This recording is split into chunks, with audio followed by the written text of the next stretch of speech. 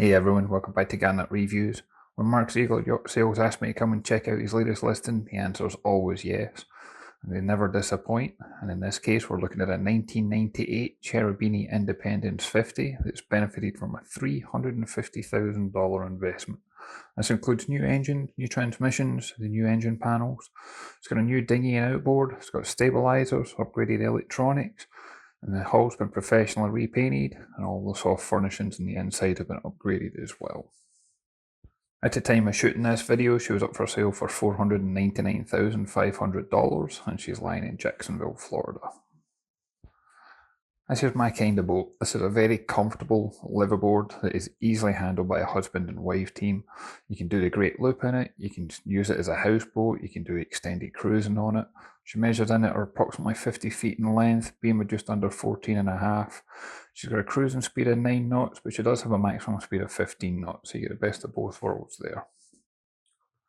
And on a night like tonight, when you get that beautiful sunset, imagine calling this home. Imagine after a tough day in the office, this is where you come home to relax and retreat each night. She does have an extended bathing platform, and you notice a boarding ladder that's built into the side of it as well. And then once we step on here, you'll notice she's got a large door in the transom for easy access. And once inside the aft cockpit, I love the fact that this one's got as much shade and protection. It's got an extended cover over the top. There are lights out here, so you can relax and enjoy the night as well. There's plenty of storage, there's plenty of seats. There's storage underneath these lockers. Currently they're being used for things like canopy covers and window covers.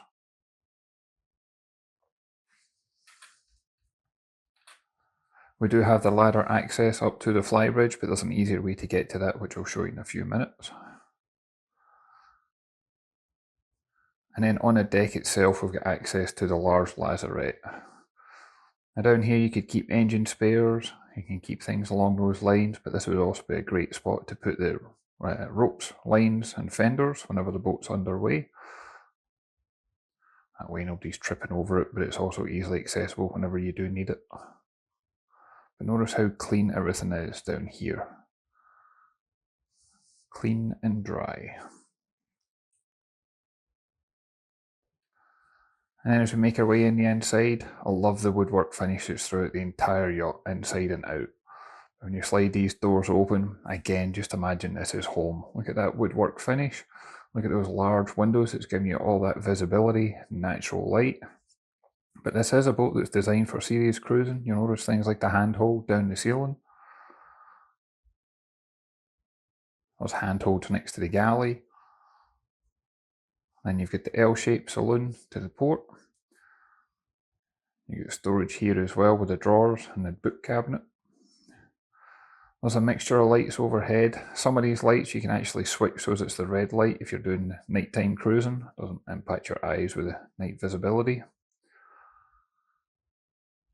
And throughout the entire yacht, you're going to see a lot of these doors have got that kind of louver effect. That way you get air circulate, nothing gets damp, there's no mouldy smell or anything like that.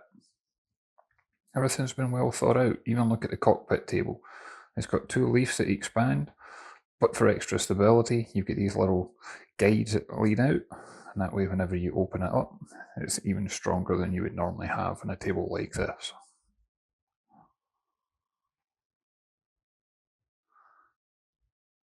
And underneath that table, there's more storage as well. Storage is always a premium on a boat, especially one that you're going to plan on using for extended periods of time, and this one does a great job of utilising every space possible. You see here the owner's got a collection of movies, books and navigation material.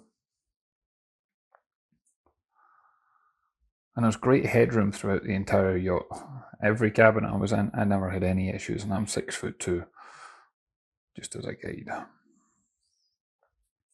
There's air conditioning vents underneath the saloon seats, and it really did help cool the boat down. As we move to the galley, you see we've got a good sized fridge freezer.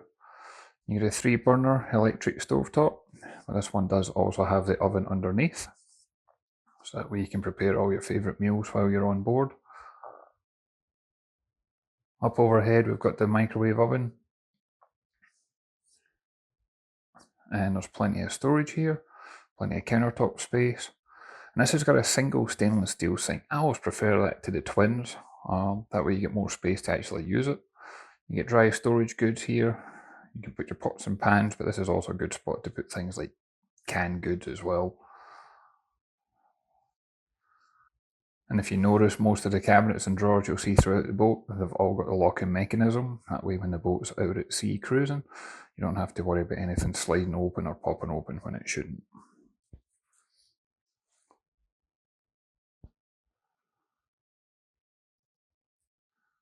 And to starboard, before we lead up into the pilot house, you see we've got more storage over here. The cabinet to the left, that's actually got a washer dryer in there. That way you can have all your clean clothes, fresh towels, fresh linens, everywhere you go. And that's an ice box that's next to it. That way it's handy for all the drinks, but notice how clean this is. And then of course, if you're going to have that ice box, you've got to have the drinks cabinet.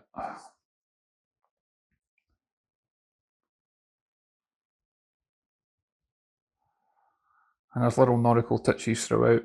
This one's got the clock and barometer up there. But again, just look at that woodwork, especially as I zoom in. And then as we lead down to the lower accommodation, I'm going to start with the owner's cabin on the bow. There's plenty of room in here for when you're walking through. I like that contrast between the brown woodwork and the white finish as well. I love that glossy shine that there is to the woodwork throughout. Again, there's great headroom in here. There's multiple hatches and portholes, so you get extra light. You've also got fresh air if you wanted to open those up. You'll see at the head you've got access to the anchor locker. There's storage throughout this cabin. There's storage under the bed, there's storage at either side. Some of the locker space that we see here has got shelves, but some of the locker space has actually got full height locker space. And this one in particular, there's even a cutout to the left. You could stack boxes up there if you wanted to as well.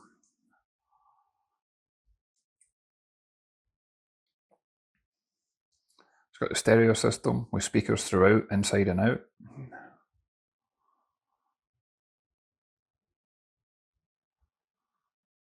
And then this one is en suite. That way you get extra privacy. And this one's got the toilet in here.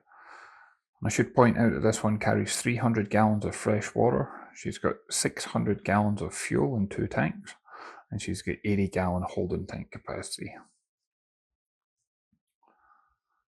There's plenty of room in here to use that toilet. You've got the wash hand basin. There's good countertop space, plenty of storage for your toiletries and personal belongings. Now there's no shower in that one because this one's actually got a separate shower compartment. And that way you get to utilise the shower and not have to worry about tripping over anything. And again, there's good headroom. This one's got a little seat carved out into the side of it if you wanted to use. And it does have 2 opening portholes, so that way if you're going to use that shower, you can pop those open, let some of that steam out. Then in front of that, you've got the guest or the day heads. And just like the Masters, this has only got the toilet in here, but again, there's plenty of room, plenty of storage, plenty of countertop space. And it's all super clean inside and out. It's hard to believe this boat's over 25 years old when you see the condition of her. Then we do have the guest cabin. This is on the port side and it's got a really clever design because this one can actually be 3 berths. What you see rolled up here, you can expand that out. It's got grooves on either side. And then that way it's kind of like a bunk bed effect and you can have 3 adults in here.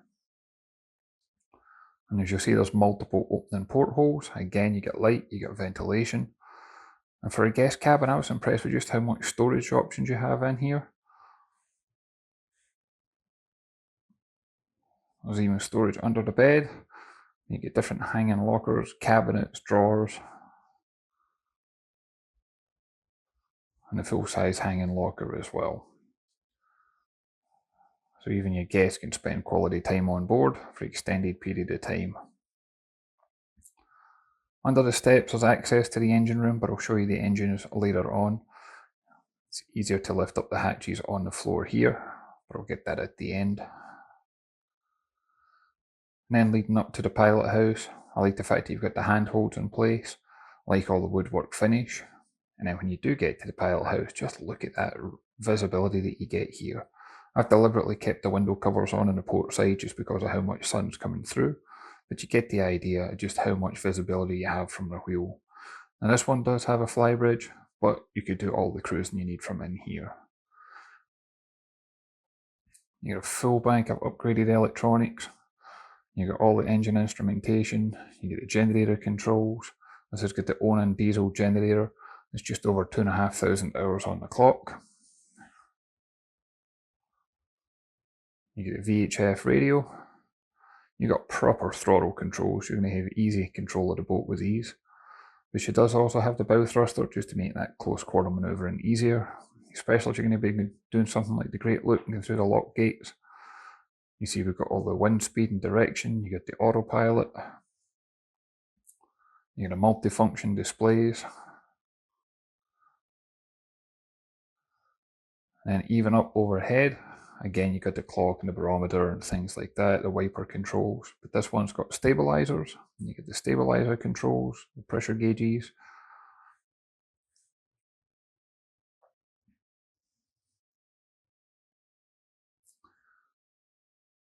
And then I liked how clear everything was for the breaker panel for the AC and DC controls. It was really easy to work out what to switch on and switch off.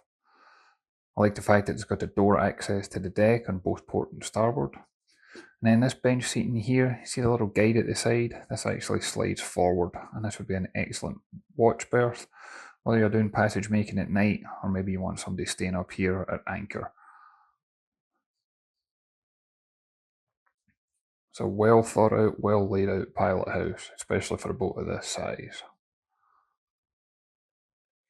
Then if we take a look outside, first of all, you see that bracket on the handhold. That way you can open that out for easy access. Look how much space you have walking up to the bow. Anybody can do this. All your friends and family are going to find this really easy to be on board. But again, there's handholds everywhere. You get that wood finish, which is to a very high standard. You got the windlass on the bow. Now this one's actually got 2 anchors on the bow. And the windlass itself also has that winch drum on it. So if you are doing something like the Great Loop and going through lock gates, you're going to find the advantage of that winch drum on there. She's got comfortable seating right in front of the pilot house, both for when you're cruising and when you're at anchor.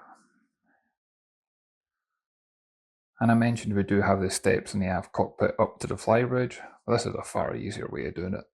And again, this means that anybody can do this, so all your friends and family can join you up here as you're cruising. You got the new tender. This is a rigid inflatable boat. It's got the deck crane to the other side of it for easy launch and retrieval. You got the all essential magma grill in the back quarter. Everything's tucked away safe and secure. And then there's plenty of seating up here underneath the canopy cover. Not all those framework that drops down, so you don't need to worry about bridge clearance or anything like that. This one's easily accessible for the Great Loop. At the helm, you can stand up or you can sit down. This one's got the option. I actually like the fact that you've got the option because it all depends on what you're doing. And again, you got the full engine instrumentation, good proper throttles up here, but you do have a full bank of navigation equipment. And that way you can use this for cruising and not just being in the marina.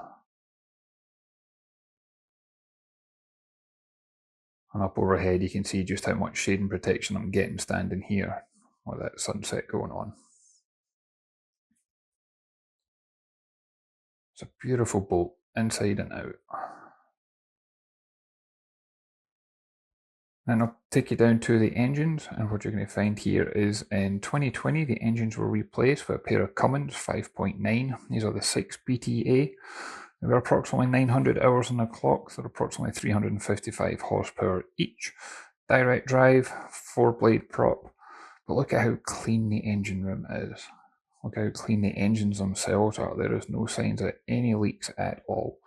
Now I'm only opening up the starboard side, but you've got easy access to the port side as well. So whether you're doing your day-to-day maintenance, whether you're doing any repairs, upgrades, you've got full access here.